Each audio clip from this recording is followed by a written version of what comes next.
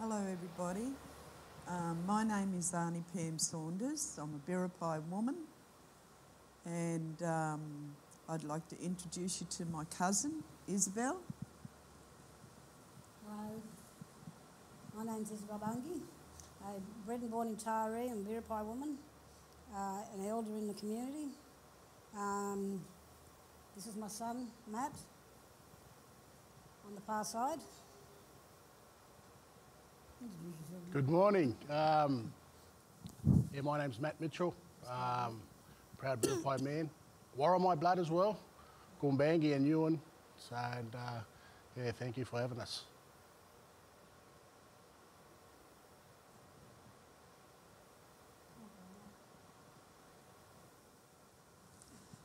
Thank you for being here, and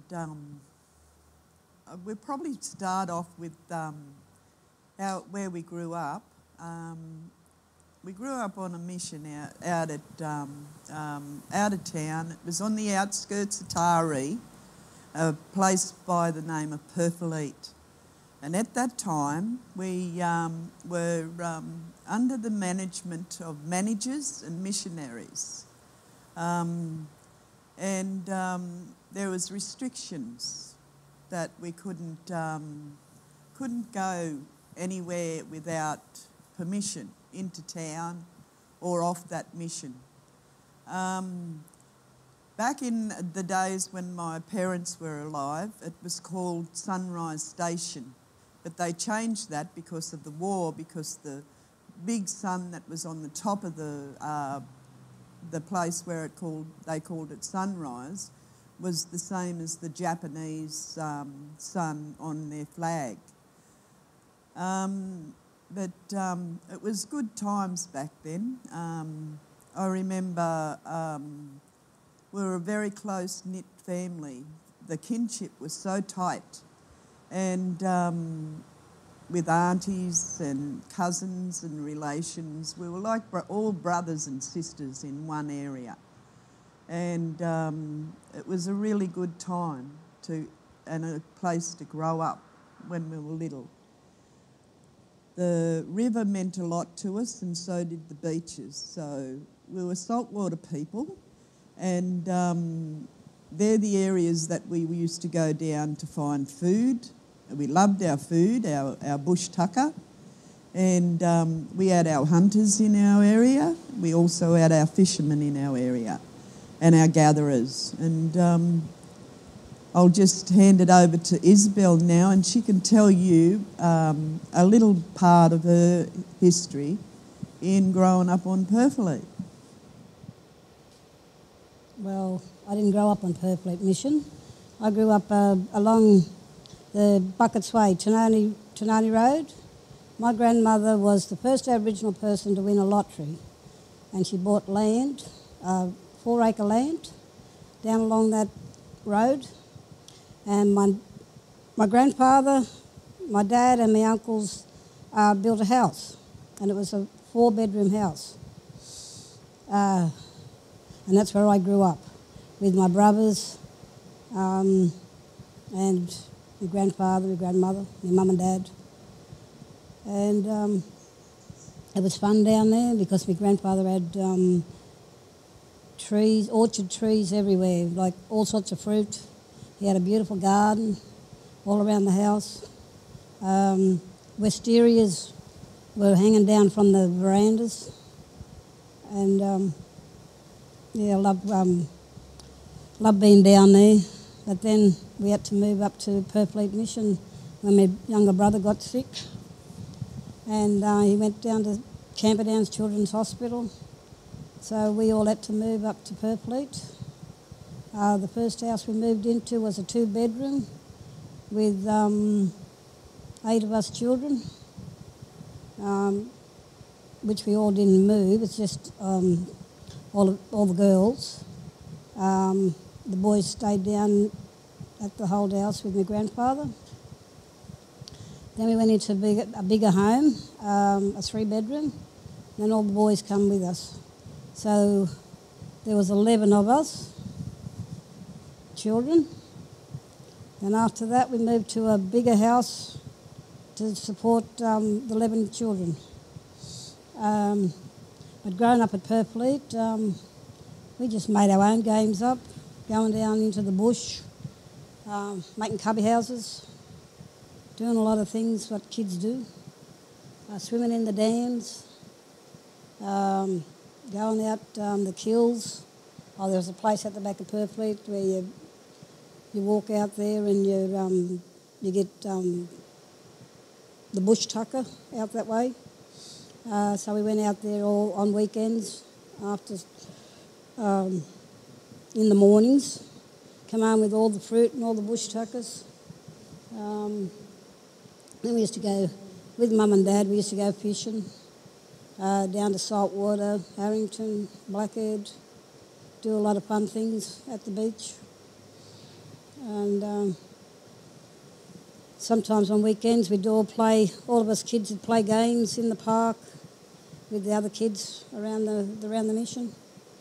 We used to have fun. And lots of fun. I'll hand it over to Matt now, my son Matt. Well, I was born in the 70s, so I'm 20 years younger than these beautiful ladies to my left. Mum and Dad got a house in, now they call it bushland, in 1976 I think it was. So my brother and I was 2 and he was 1, and we moved into town, but we were always in between Purfleet and town. There was a few Aboriginal families that was in town at the time. So most weekends it was spent at Purfleet with my uncles, my grandmother, cousins. So yeah, we had a lot of fun out there. I learned how to play footy. My 2 uncles, Uncle Terry and Uncle Dennis Bungie, picked sides. So we had a really big game of footy nearly every afternoon. So that's where I learned the love of rugby league, having fun with the cousins and going down. The uncles, Mum's brothers teaching us about bush tucker. You know, before Pop passed away, he passed on a few things, which was good with his brothers, and learned about culture and a few other things, which was good. So, I mean, the old people didn't like talking about it at the time because the government restrictions back when they were younger and their kids were coming through, like Mum and Auntie Pam and all those guys. So, but what they had, especially with the men's business, they tried to pass down as much as they could to us. Took us bush. Yeah, we learned how to hunt, fish, all that sort of stuff. You know, a lot of the language was lost, but they had a lot of the older fellas still had like broken English and spoke a bit of the language, so we're picking up bits and pieces. Yeah, so like in between, yeah, Purfleet was fun. It was good times. It was hard. I know the old people, a lot of the Aboriginal people back then didn't have much work, so there was a lot of unemployment and stuff, like still today. Not anybody giving the guys a go. My grandfather and uncles and all that worked on railways. Grandfather had a heart attack and passed away while he was on work on the railway, and they didn't get paid much money too, working away from the families. And other uncles worked for either government agencies like we do nowadays or no work at all. So that was probably a big thing for our communities and still is today. Also, you know, I like going bush. We spent a lot of time up in the mountains and we call it Winmurra country up there with the mountain people. That's where my great-grandmother come from, so I feel at home up there. My young fella just bought a farm, so we've been spending a lot more time up there. And Mum's uncle, Robert, spent most of his life at Kuplakaraba Station as a farmhand, so yeah, I've been up and down there a lot lately, and we've been taking some young fellas up there and talking about stuff, and yeah, like the big infamous photo that happened a few months back. You know, a couple of young fellas come up from Sydney, and yeah, it was good for them to get away. I know the COVID, all this COVID stuff that's going on at the moment, but you know, our nearest neighbour's 2 kilometres away, so I didn't see a problem in it anyway. But we weren't all sleeping together. It was a 10-second photo, but we were talking about culture and all that sort of stuff, passing, you know, and welcoming the boys that are from different different tribes, different country, onto our country. So I had my cousins, and my young fellas with me. It was really good. So I try to pass on as much as I can what I learnt when I was a young fella, you know, and having stories from these ladies here that, you know, we've had really strong women when I was growing up, from our great-grandmothers and grandmothers, and I still remember, like, it didn't matter what house you went to, especially around Perth Taree, they always made sure you had a feed, looked after, you know. Family was the community. Like my old man always said, that your uncles and all the extended family become your other fathers. Same with your mothers as well. Your mother's sisters, cousins become your mothers. Grandmothers become, you know, great aunties and that. So it was really good, and you know, I loved growing up at Taree at the time. The thing that Maddie was mentioning about aunties and cousins, and it was a very close knit. It was very close. When Isabel's children used to come to my house, they were my children, so I had to take care of them if Isabel was doing something or they were away from their mother. So I had to look after her children and treat them like my own children, because they were my own children. They were my blood. And the thing about it, when we were growing up, the same with our aunties and our uncles back then, that we were their blood. So they looked after and cared for their own. And it was a very strong way of taking care of children.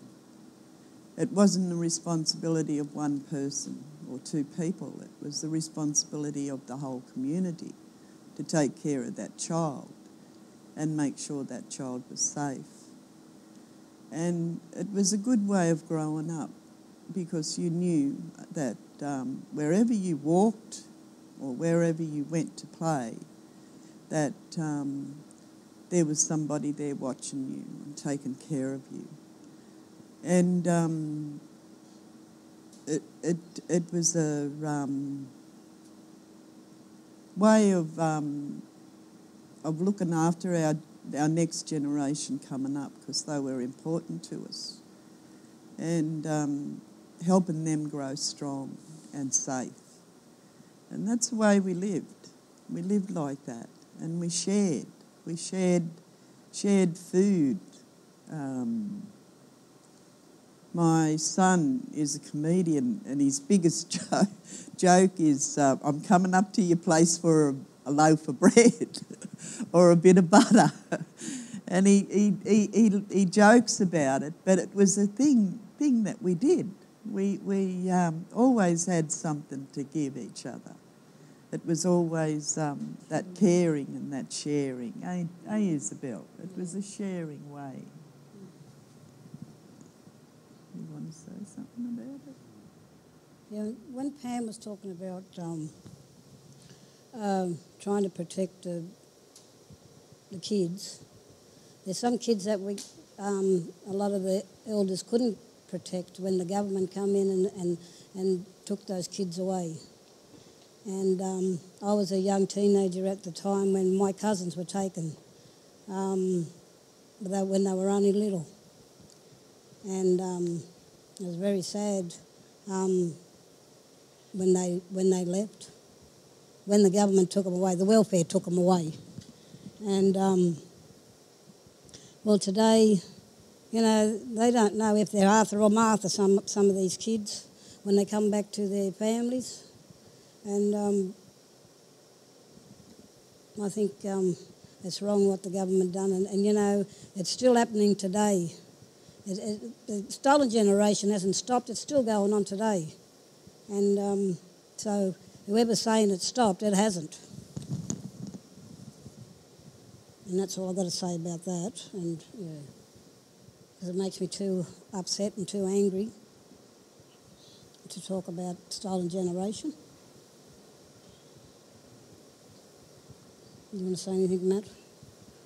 No, I'd like to see the government make changes in our schools when it comes to history and stuff. I think I've been up and up about it for the last 15 years. I've been with the Department of Education where that, we're not teaching the right stuff. I think we should be teaching a lot more about Australia first, and then other countries.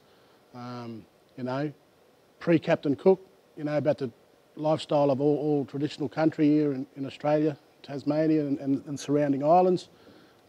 We have a rich culture that's going on for a long, long time and is still going. And then we go into the colonial stuff and learn about, what these kids, they're not being taught enough. I mean, how we stop racism is through education. And I had a bit of an argument last year, just before we broke up from school, that, we shouldn't be learning about castles and all this other stuff. We need to learn about Australia, first and foremost. And that's been my gripe for a long, long time. I'd like to see the curriculum change, but, the powers that be still living in a terrible mentality they got. I mean, like, I'm sitting here with only Pam and Mum, and they're still not classed as a human being. Did people realise that? They were born before 1967. I teach the kids that. Your grandparents and stuff are still not classed as a human being in this country. And I'm devastated that a lot of Australians still don't know about that. So Mum and Auntie Pam are classed as flora and fauna. And it's disappointing. And we still got racism and people still saying that Aboriginal people get things for free. Well, what am I doing working? I should be lining up for free stuff. And I've been teaching kids about that, and I help look after 230 odd Aboriginal Torres Strait Islander kids. We've got a good little team there at Chatham High and where I work, and I just hopefully that one day the government decides that change needs to happen, and we start learning about our own country before we learn about others, and stop giving resources away to foreign countries, like the water, for instance, with the farmers. The Chinese companies can come here and take the water, but the Aussie people can't. That's wrong.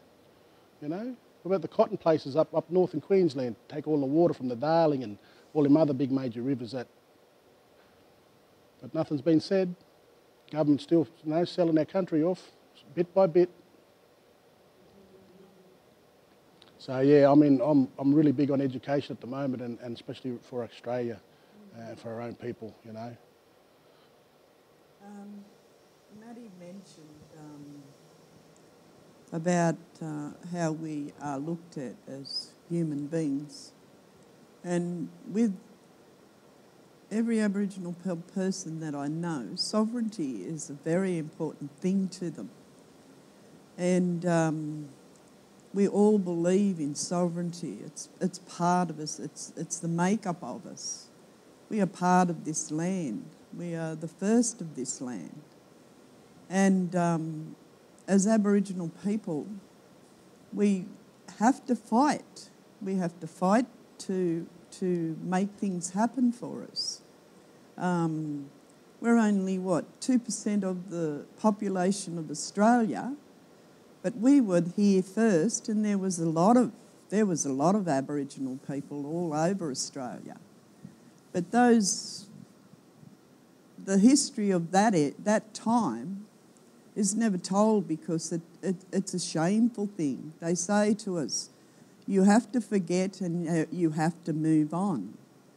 Well, to forget and move on, real reconciliation has to start within the education system so that our next generation know exactly what's going on in Australia and know exactly how Aboriginal people are treated in Australia and know exactly what Aboriginal people are in the first land. And when we are identified as true Aboriginal people and the first people of this land, and we have that sovereignty as a people in our own country, then reconciliation can start. Then, when those changes happen, then reconciliation can start. because it is important to know the history of your land and of Australia. Yeah, sorry for bringing that political stuff up, Art.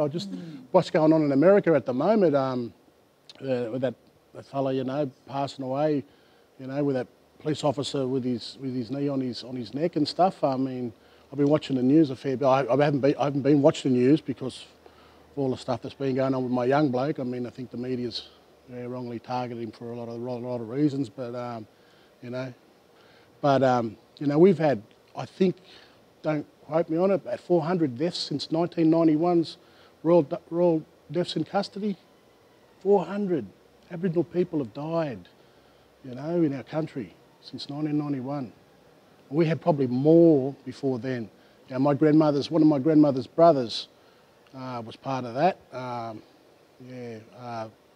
I remember they talking about it years ago, about when Uncle got dropped off at the jetty at Coffs Harbour, and the coppers, I don't know what they did, but anyway, they dropped him off, and then he passed away a few hours later. So there was still nothing was done about that.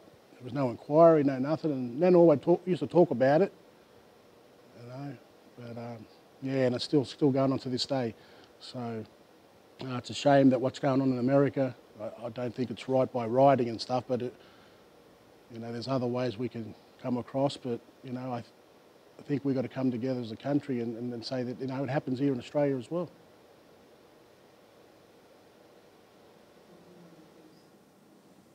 We were terrified by the police. We were very afraid of the police. We had a name for him, Gungies. And as soon as we heard that word in the mission, Gungies, we'd be running. And we'd run to the bush when we heard the word Gungies. Or we'd hide. We knew what it was all about. They were coming out to inspect the area or take somebody. And that was the word we used, Gungies. Gungies are coming. Look out. Or the welfare man, eh? Or the welfare man. And it was, he'll come and he'll take you to China on a slow boat to China. Yeah. And we were frightened of those people. We were frightened of that authority because we were under authority our whole lives. Yeah, I remember them. You older fellas used to say about the welfare man. We'd have nearly every Aboriginal kid around Taree had Monday-itis, they used to call it. So very rarely went to school on a Monday, so they'd always scare you, go, the welfare fellow will be coming out to grab you fella soon. So we'd be all hiding down the bush. Like I'd go from town to Perfleet on the weekend. Sometimes me and my brother wouldn't come back in, so we'd stay at the mish with Nan and that, and we'd always hear the welfare fellas coming for you, so, brought the fear into us, so we'd start running, and it was funny. And that was going on for a long time, so before my time, so. Yeah, well, that welfare man worked in the missions until the policy changed, and it was 73, and the 1973 when the policy changed, but it hasn't changed. It's still the same. Kids are still taken. Mothers are still in pain. Fathers don't know where they are or what they are because they got nothing to live for when the kids are taken. And it's still a pain. It's still a pain in our community. As a community, we try hard to do the right thing with our health system, our age system, and our Lands Council. But those hidden agendas are there, and they're changes we can't have, that we can't make. And we talk about reconciliation, and when you still got that pain in the community, it's hard. It's really hard, and it's hard to move on.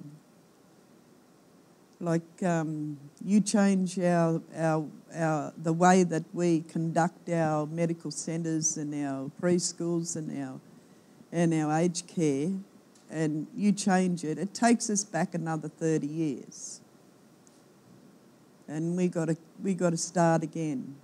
to go in a different direction, to make that work. But I get political. I've always got angry and political about things, but I tell the truth. Yeah, that's all it's about, eh? Just tell the truth. Yeah. Yeah. So, we got any questions or anything for us, or do we just yarn and? Oh, right, eh?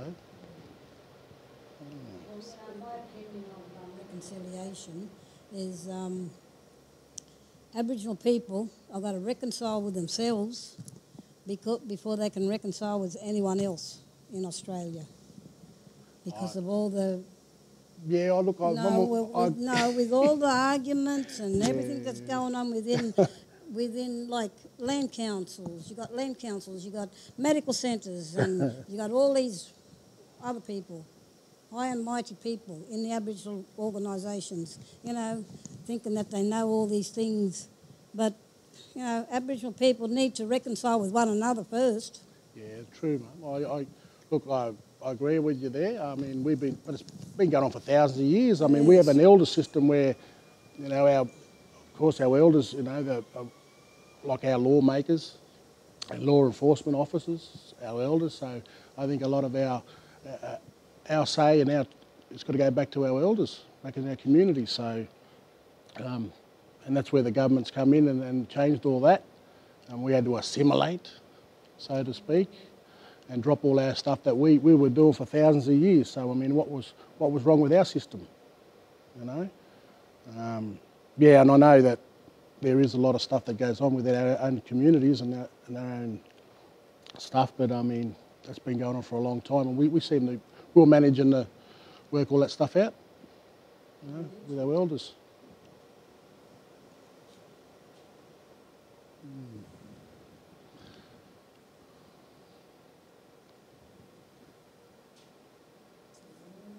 Yeah, so what else are we going to talk about? I'm trying to think of something else. Annie Isbell works in the schools, and both of us work in the schools with young people, young women and children, and she's been working there for years, and so have I. It's part of being in there and talking to children, educating them on the past and what it was like, and those children love having us there. Usually we do it in NAIDOC week or special occasions, and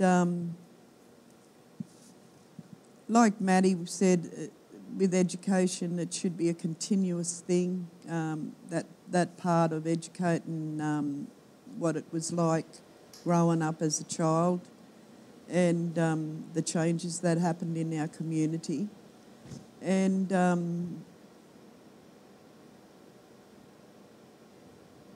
it is the children appreciate it. They really appreciate it.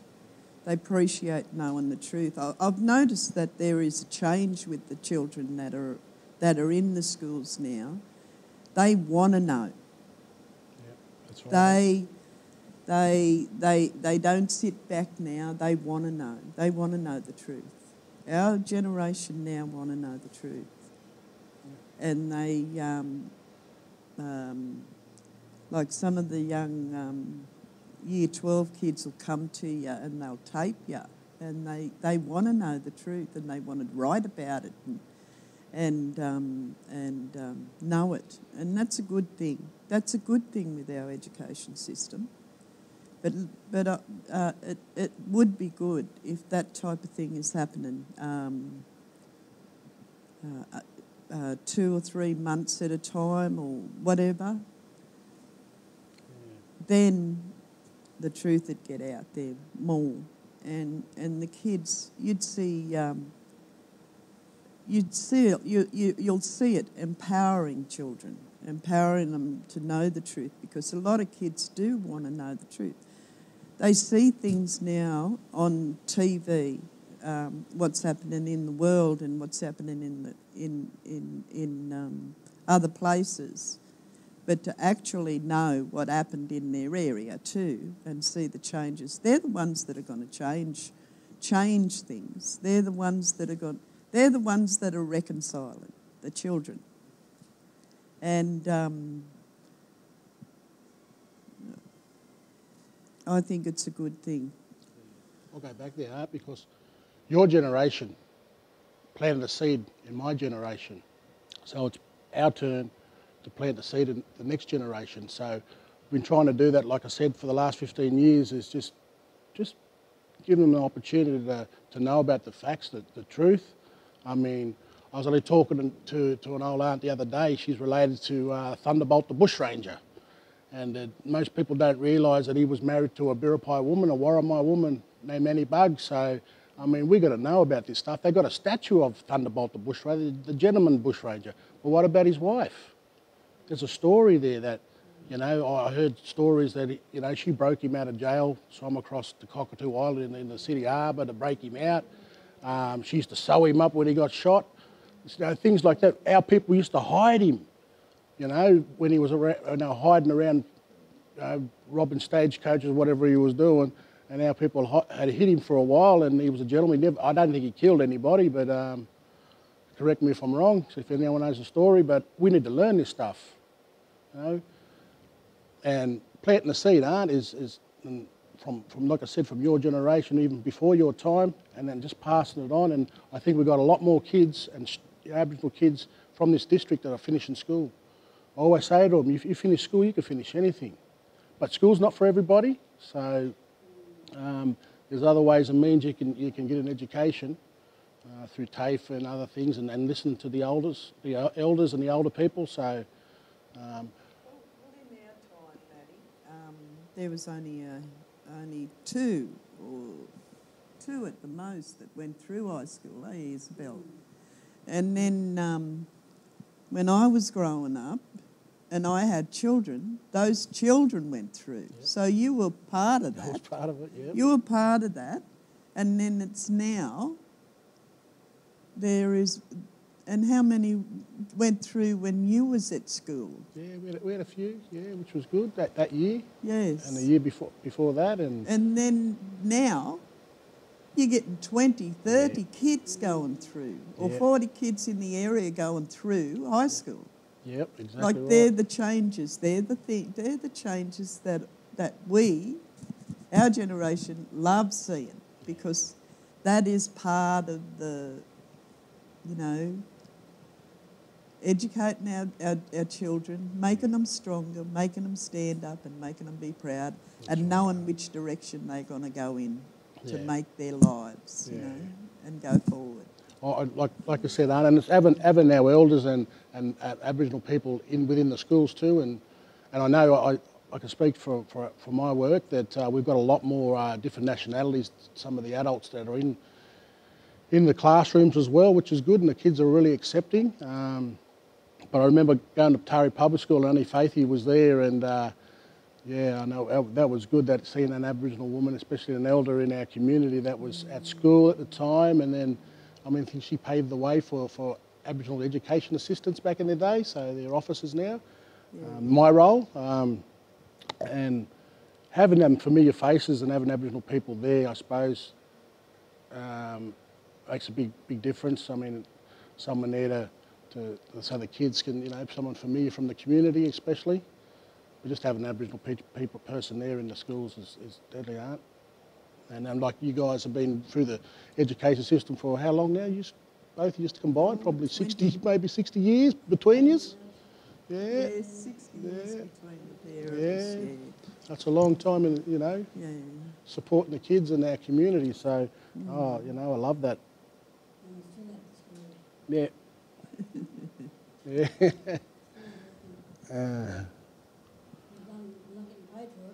No, for the love of it, for the love of it.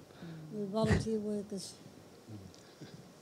I'd love to see a lot more of our community members coming to school. I mean, school was, you know, it was a taboo spot to be in sometimes, remember? And, you know, hardly any parents had ever come to the schools for meetings and stuff like that, but a lot more parents are coming up. Mum used to come into the school. Yeah. Education Week and then whenever. Yeah, see, all we're things just that that. was going on. Mum used to be there for us. Yeah, Mum used to come in. I remember she came in to the classroom, and I had a brother. He couldn't learn anything because he'd muck up all the time. And she walked in on Education Week, and she said, "Where's my son?" Her son was jumping out the window, running away. The teacher that he had was Irish, so he couldn't understand anything he was saying if he had to write a word down.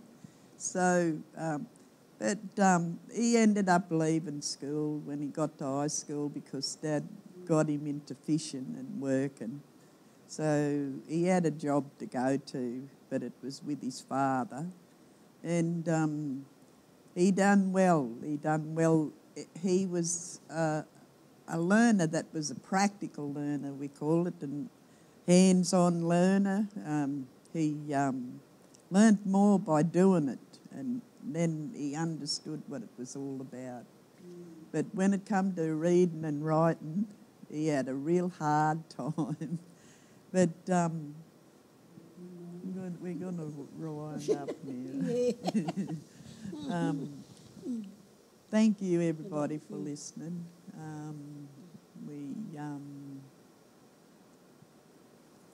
We'll see you again next time. Thank you. Thank you. Thank you.